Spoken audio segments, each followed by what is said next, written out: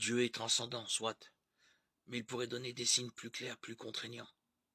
Si Dieu donnait des signes univoques de sa pleine puissance, nous nous soumettrions à lui dans un rapport de force et non dans un rapport d'amour. Il serait un Dieu de l'esclavage, non le Dieu de l'alliance. Dans une alliance, il faut la liberté, il faut que le cœur y soit. Le Dieu de l'alliance n'est pas un technocrate qui presse des boutons pour obtenir des adhésions automatiques. Il ménage un espace pour le désir.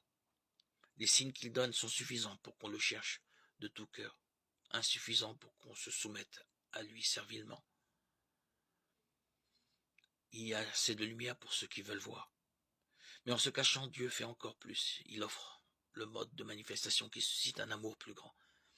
Car il y a parfois des moments d'obscurité immense, quand, frappé par le malheur, on n'y comprend plus rien.